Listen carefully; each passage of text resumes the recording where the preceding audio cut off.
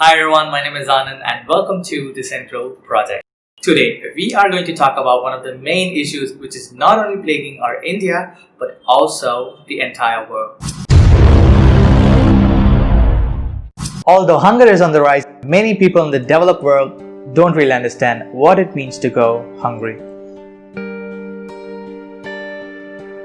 Hunger can manifest itself in different ways: undernourishment, malnutrition, and wasting. According to the World Food Programme, undernourishment occurs when people do not take in enough calories to meet minimum physiological needs.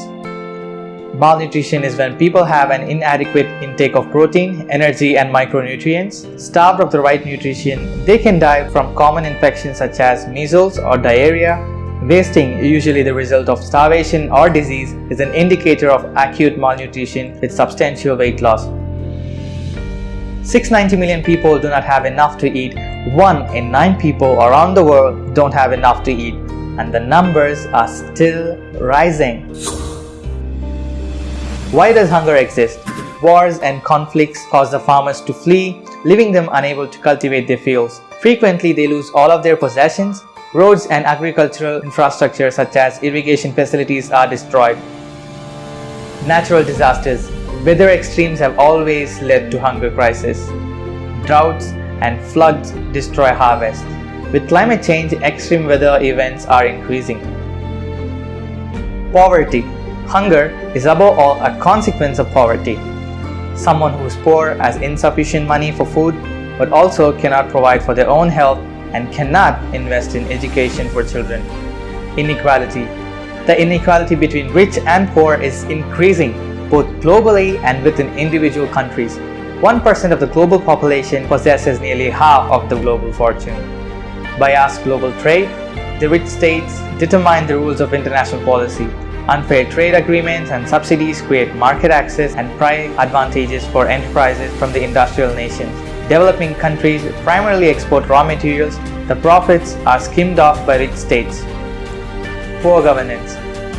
The governments in developing countries mostly do not align their policies to the needs of the poorest population. There is a lack of strategies to promote agriculture in their own country in such a way that no one goes hungry.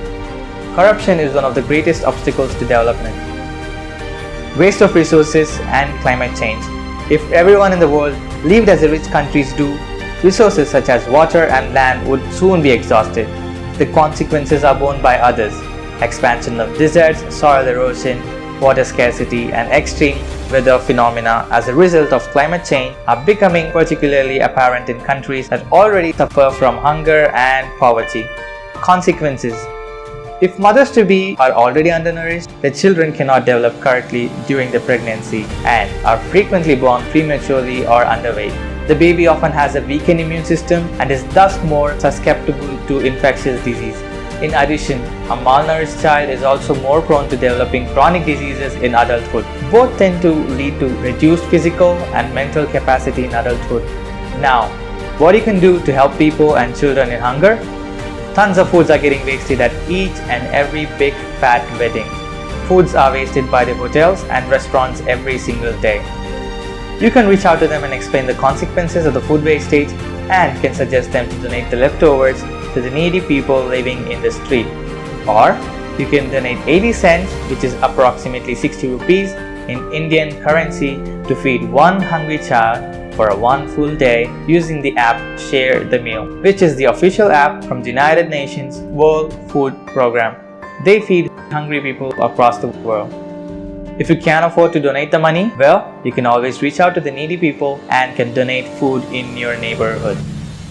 We are super proud of each and everyone for helping out people in distress during these testing times. But can you go to the extra mile and contribute more to the society? It doesn't matter whether you choose to donate the food or the amount, but what matters is your contribution to this greater cause. Thank you.